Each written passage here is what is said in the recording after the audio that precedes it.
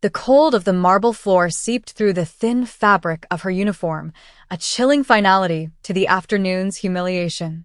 Isla knelt, picking up the shards of a porcelain teacup one by one.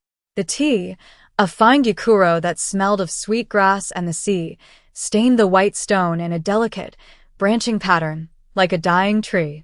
Her hands trembled, not from fear, but from the dull, persistent ache in her ribs where the toe of a silk slipper had connected with force.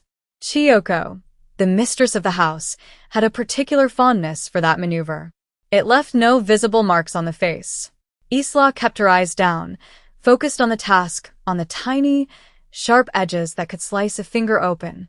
A single drop of her own blood on this pristine floor would be a cardinal sin, an offense far greater than the clumsiness she was being punished for. She wasn't clumsy. The cup had been knocked from her hands. A deliberate, sharp strike of a fan against her wrist. Around her, the vast, silent foyer of the Tokyo mansion felt like a cathedral built to a god of emptiness. Mrs. Sato, the head housekeeper, stood near the grand staircase, her posture rigid, her face a mask of impassive duty. She saw everything and said nothing. Her silence was its own form of violence, a quiet endorsement of the daily cruelties. To be invisible was to survive. That was the first rule Isla had learned. Don't be noticed, don't be remembered, don't exist beyond the function of your hands. She was a ghost in a dark blue dress and a starched white apron, polishing surfaces until they reflected a world she couldn't touch. Her fingers closed around the last large piece of porcelain. Tucked into the waistband of her skirt, pressing against her skin, was a folded, worn photograph. Her brother, smiling, his arms slung around her shoulders. They were on a beach, the sun was bright, and the world was still simple. It was the only thing she had left of her old life, a secret piece of warmth against the pervasive cold. She drew in a slow, careful breath, testing the pain in her side. It was manageable.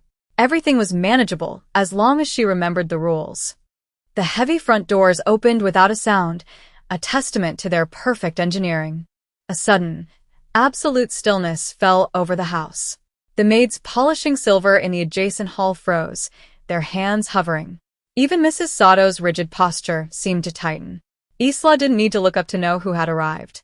The air itself had changed, charged with a new weight, a new authority. Akihiro Tanaka was home. He was supposed to be in Osaka for 2 more days. His early return was a disruption, a crack in the mansion's meticulous and brutal routine. Footsteps, quiet and measured, echoed on the marble. They stopped a few feet from her.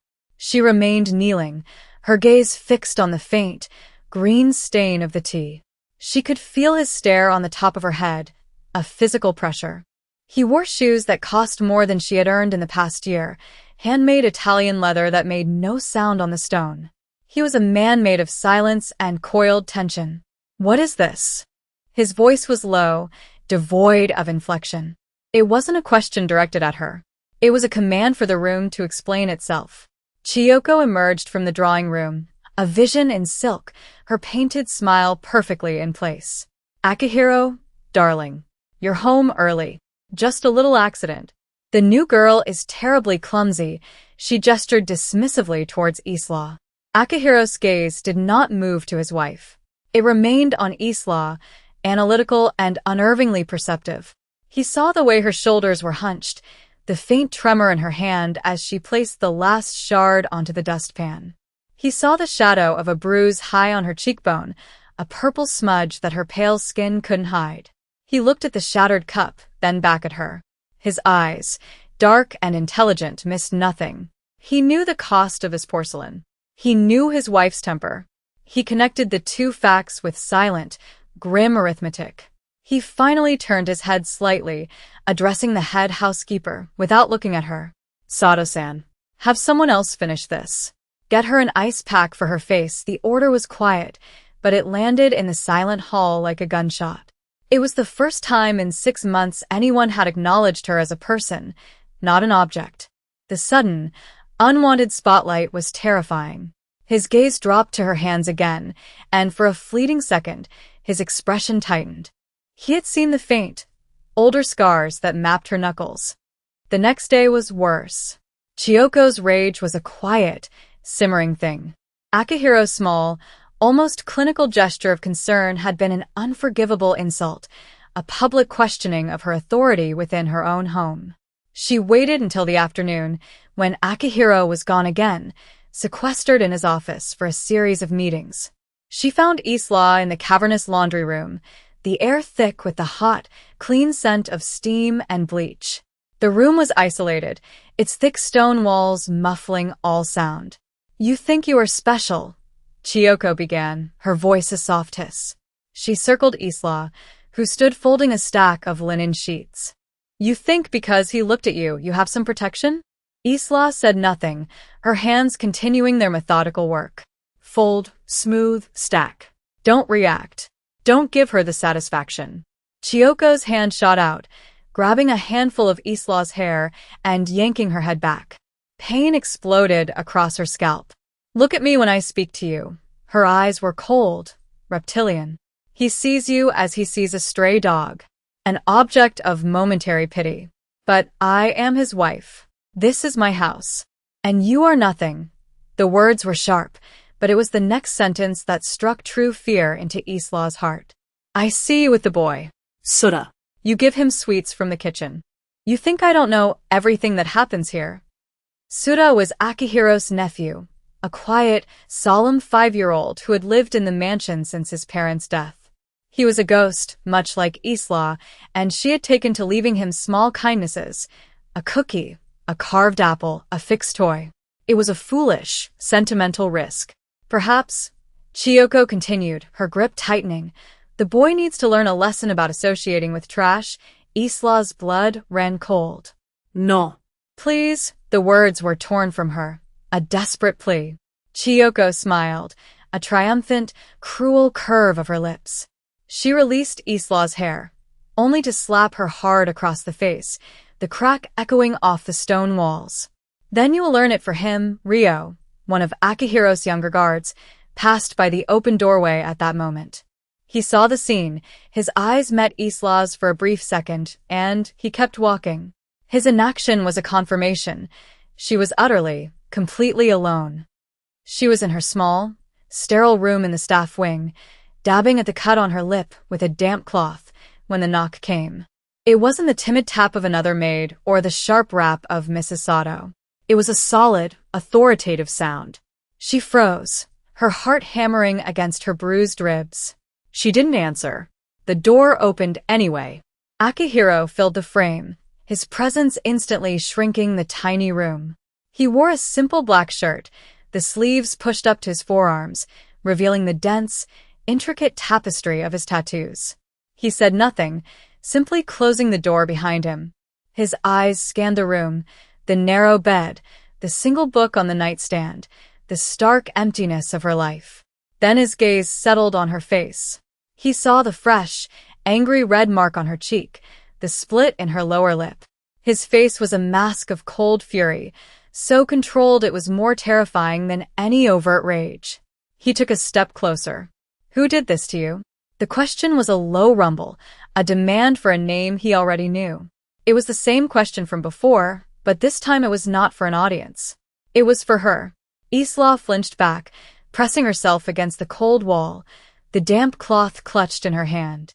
She shook her head, unable to speak. Saying the name would only make it worse. He couldn't understand the complex ecosystem of cruelty that thrived under his own roof. To him, it would be a simple problem to solve with violence, but for her, the repercussions would be endless. He didn't press her for an answer.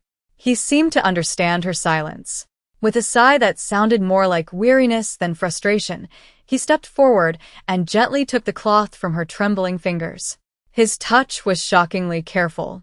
His large, calloused hands that had surely committed acts of unspeakable violence, were impossibly steady as he dabbed at the blood on her lip. The unexpected gentleness was her undoing.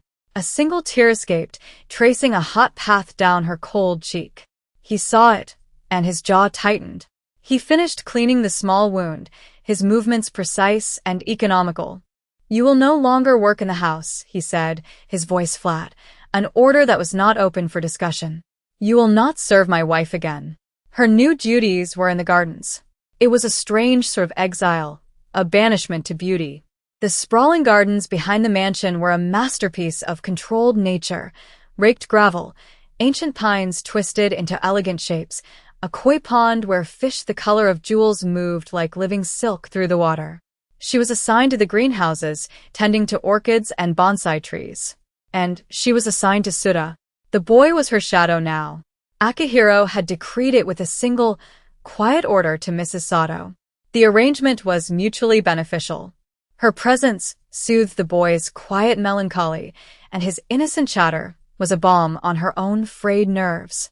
She taught him the English words for flowers, and he taught her the Japanese names for the different types of koi. From the floor-to-ceiling window of his office, Akihiro watched them. He saw the way she knelt to be at the boy's eye level, the genuine smile that touched her lips when Sita laughed, a sound rarely heard within these walls. He saw her shield the boy's eyes when a hawk circled overhead, a small, reflexive gesture of protection that resonated deep within him. He started leaving things for her. A thick, woolen coat draped over a bench on a cold morning. A thermos of hot tea left on a potting table. A worn paperback copy of an English novel tucked beside the bonsai tools. They were small, anonymous acts of care, acknowledgments of her existence that asked for nothing in return. One afternoon, he came out to the garden himself. Suda ran to him, and Akihiro lifted the boy into his arms, an act of such casual affection it seemed at odds with the dangerous aura that always surrounded him. His eyes met Isla's over the boy's head. "He seems happier," Akihiro stated, a simple observation. "He's a good boy," she replied, her voice barely a whisper. "Where is your family, Isla?" The question was direct, catching her off guard. She looked down at the small clippers in her hand. "They're gone," the clipped answer, the shadow that crossed her face, told him more than a long story ever could. He understood the language of loss. He nodded slowly, a silent acknowledgement of their shared landscape of grief. He was beginning to see the steel beneath her fragility, the quiet strength of a survivor. And it called to something broken and dormant within himself. The world outside the stone walls of the estate intruded with the sudden violence of a thrown rock through a pane of glass. A rival family, the Kudokai, grew bold. A shipment was intercepted. One of Akihiro's men was found in an alley in Shinjuku. The mansion, once a quiet prison, became a fortress under a state of high alert. The number of guards doubled overnight. Men with hard eyes and guns hidden beneath their suits patrolled the garden paths. The atmosphere grew thick with tension, a silent, simmering war. During a long night of lockdown, the alarms blared once, a false threat that sent a jolt of panic through the household staff. Isla's first and only thought was of Suda. She found him in his room, hiding under his bed, his small body trembling. She didn't try to coax him out. Instead, she slid under the bed with him, pulling a blanket over them both in the cramped, dusty space. She held him close and told him a quiet story in English about a boy who befriended a dragon, her voice a low, steady murmur against the lingering tension in the house. Rio, the same guard who had walked past the laundry room, was assigned to the hallway outside Suda's room. His orders were to secure the air. Through the slightly ajar door, he could hear her soft, unwavering voice. He had dismissed her as a weak, foreign girl, a plaything for the mistress's cruelty. But listening to her now, hearing the calm courage in her tone as she shielded the boy from a fear she had to be feeling herself, he felt a grudging respect take root. She wasn't cowering. She wasn't screaming. She was protecting. She was doing her job, but it was more than that. It was an act of profound, selfless care. When the all-clear was given hours later, Akihiro did a sweep of the house himself. He found them asleep under the bed, Suda curled into Isla's side, her arm wrapped protectively around him. Rio stood at the door, his expression unreadable. She did not leave him, the guard said, a simple statement of fact that carried the weight of a commendation. Akihiro looked at the scene, at this small, fierce woman who protected his blood, and felt a dangerous, unfamiliar warmth spread through his chest. The immediate danger receded, leaving a vacuum of exhaustion and raw nerves. Akihiro found her in the dimly lit library, a sleeping Suda heavy in her arms. She had been about to carry him to his bed. Akihiro looked tired, the mask of command stripped away by the long night. A thin, dried line of blood traced a path from his hairline to his temple. For the first time, he looked breakable. He looked human. He stepped towards her, and she thought he meant to take the boy. Instead, he reached out, his movements slow, and gently brushed a stray lock of hair from Suda's forehead. His fingers, rough with calluses, grazed the back of her hand. The contact was a spark in the quiet room, a sudden, sharp intake of breath for them both. He pulled his hand back as if burned, but his eyes held hers. "He is safe because of you," he said, his voice a low gravel. It was more than an observation. It was an admission, a confession of her value, of her place. It was the most intimate thing he had ever said to her. She simply nodded, unable to find words. He took the boy from her then, his arms lifting the sleeping child with an practiced ease that spoke of a hidden tenderness. Their hands brushed again, lingering for a half-second too long. The air was thick with everything unsaid, with the shared trauma of the night and the slow, terrifying bloom of something new between them. Later, long after the house had settled into a watchful silence, a quiet knock fell on her door. She knew it was him. She opened it, and he stood there, a shadow in the darkened hallway. He didn't speak. He didn't need to. The question was in his eyes, a raw, unguarded plea for something other than violence and solitude. He was not her master in that moment. He was just a man, scarred and tired, seeking a safe harbor. She stepped aside, opening the door wider, and he walked in. The threshold was crossed not with force or passion, but with a quiet, mutual surrender to a desperate need for solace, a silent acknowledgement that they were the only two people in this house who understood the language of scars. Chiyoko had been watching the delicate dance between her husband and the foreign maid with a venomous fury. His attention, his protection, his quiet moments in the garden, they were all thefts from her. Sidelined and seething, she made a choice born of spite. She contacted the Kudokai. A simple piece of information, a service entrance that was checked less frequently, a schedule for the guards' rotation in the East Wing, near the boys' room. Her target was not Akihiro. It was the thing he was beginning to value. The attack came not with alarms and warnings, but with the shocking brutality of a home invasion. Two men, swift and silent, were suddenly just there, in the hallway leading to Suda's room. Isla had been bringing the boy a glass of water. She saw them first, the dark clothing, the suppressed pistols, the cold, predatory eyes. Her blood turned to ice. Suda was just behind her, his small hand clutching her skirt. There was no time to run, no time to scream for help.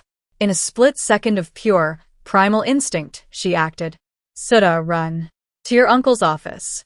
"Now," she screamed, shoving the boy behind her toward the end of the hall. She turned back to face the men, making herself the obstacle. She grabbed a heavy porcelain vase from a nearby table and hurled it at the first man. It shattered against his chest, staggering him for a precious second. It was enough. The boy was running. The second man raised his pistol. Isla didn't hesitate. She launched herself at him, a desperate, reckless act of sacrifice. Her only thought was to put her body between the gun and the direction the boy had fled. A deafening crack echoed in the enclosed space.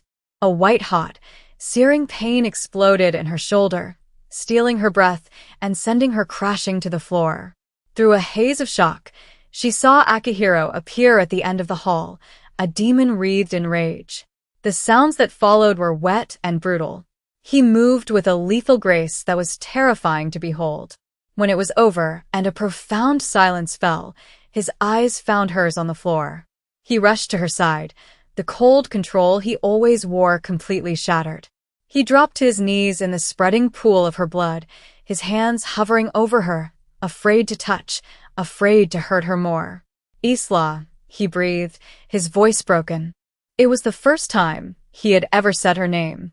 She woke to the scent of antiseptic and the soft feel of silk sheets. She was not in her own room, nor in the infirmary. She was in Akihiro's private suite, a vast, minimalist space of dark wood, gray stone, and glass. A window looked out over the gardens she had tended, and 4 stands stood beside the bed, a thin tube snaking to the back of her hand. Her shoulder was tightly bandaged, a deep, throbbing ache radiating through her arm and chest. He was there, sitting in a chair by the bed. He hadn't shaved. There were dark circles under his eyes. He looked as if he hadn't slept since the attack. When he saw her eyes were open, a wave of profound relief washed over his features. He leaned forward, his elbows on his knees. The doctor said it was a clean shot. It missed everything important. His voice was rough with exhaustion. For the next week, he barely left her side. He dismissed the nurses, insisting on caring for her himself. He changed her bandages with hands that were impossibly gentle. He spoon-fed her soup when she was too weak to lift her arm. In the long, quiet hours, he began to talk. He didn't speak of business or violence, but of his childhood, of the brutal father who had forged him, of the mother he had lost too soon. He traced the lines of his own tattoos, explaining their meaning, each a story of pain, loyalty, and loss. He was showing her his own scars, creating a map of his soul that mirrored the one written on her own skin.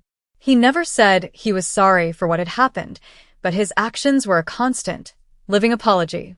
One evening, as he adjusted her pillows, his hand lingered on her uninjured arm. His gaze was intense, holding the weight of everything they had survived. "This will never happen again," he said, the words a solemn vow. "You will never be hurt again. Not by anyone. I promise you." It was more than an "I love you," it was a pledge of his entire being. He had already dealt with Chiyoko. She was gone, erased from the house, from his life, as if she had never existed. Ryo now stood guard outside her door, his loyalty absolute, his post a silent testament to the new order of this world. 6 months later, the late afternoon sun cast long shadows across the raked gravel of the garden. The air was cool, carrying the scent of pine and damp earth. Isla sat on a stone bench, watching Suda chase the orange and white koi in the pond, his laughter a bright, clear sound that had become the mansion's new heartbeat. She wore a soft cashmere sweater and jeans, the dark blue Maid's uniform a relic of a buried life. The scar on her shoulder was a pale, silvery line, a permanent reminder of the price of safety. A quiet footstep sounded behind her, but she didn't startle. She knew his walk. Akihiro sat down beside her, his presence a familiar comfort. He had changed, too. The rigid tension in his shoulders had eased, and the coldness in his eyes had been replaced by a quiet, watchful warmth, reserved only for her and the boy. He watched Suda for a long moment, a faint smile on his lips. Then he turned to Isla. He didn't speak, but his gaze traced the line of her jaw, the faint scar that remained on her lip, the quiet peace in her eyes. He reached out and took her hand, his fingers lacing through hers. His touch was no longer a shock, but a homecoming. It was a promise made, and a promise kept. The house was no longer a prison or a fortress. It was a sanctuary they had built together from the wreckage of their pasts. It was a home. "This is your home now, Isla," he said, his voice low and certain, confirming the truth that had settled in her heart long ago. She leaned her head against his shoulder, the rough fabric of his jacket a welcome anchor. The boy ran over to them, holding up a smooth, gray stone he'd found. Akihiro took it, examining it with mock seriousness before handing it back.